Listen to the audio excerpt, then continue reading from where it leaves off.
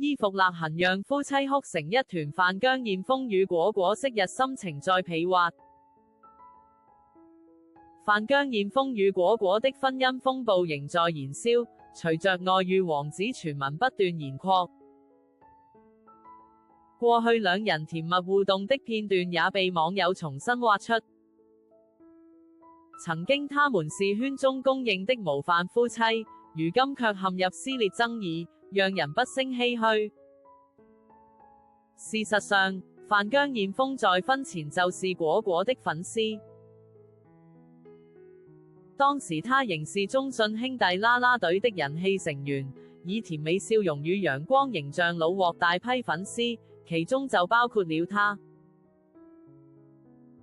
後來果果轉型進入演藝圈，兩人因工作結緣，從粉絲與偶像的距離，一步步走向戀人，再到夫妻。婚後3年，他們一起出席節目拍攝生活紀錄，曾被外界稱為最真實的愛情模範。在節目小姐不稀替中，兩人曾談到懷孕期間的點滴。果果透露，自己在孕期特別擔心身材變形或出現妊娠紋，而范姜彥峰則每天幫她擦按摩油，從肚皮、腿部到手臂，細心呵護，不敢怠慢。他每天都幫我擦油，我其實很感動，覺得他真的很在乎我。果果當時笑着說。他還回憶，有一次洗澡前脫衣服照鏡子，突然發現肚皮上有幾條深痕，以為妊娠紋出現，當場急得快哭出來。范姜看到他難過，也紅了眼眶。我們那時候真的很努力在保養，我都幫他每天擦油，看他那麼難過，我自己也快哭。結果後來才發現，那些紋路只是褲子的鬆緊帶壓出來的痕跡，兩人瞬間又哭又笑，成了回憶裏最溫柔的一幕。果果在節目上也坦言，那段時間自己情緒起伏大，對外貌變化極為敏感。我那時候在意每一條紋路，每一個顏色，一看到就會崩潰。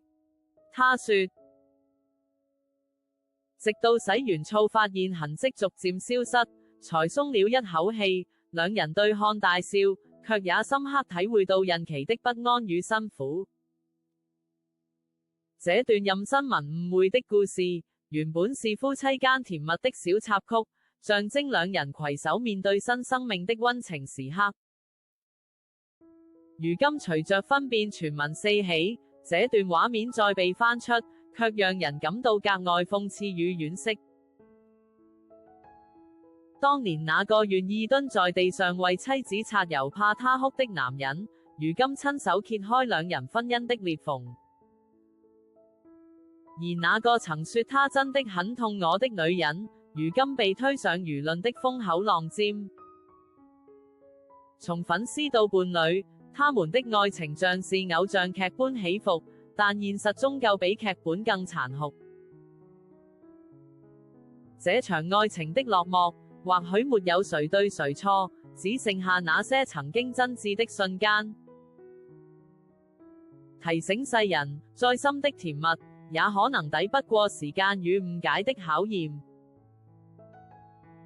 當過往的心情被重新播放，觀眾看到的不僅是故事的戲劇性，更是愛情最真實的模樣。它能讓人哭，讓人笑，也能在一瞬間變成最痛的記憶。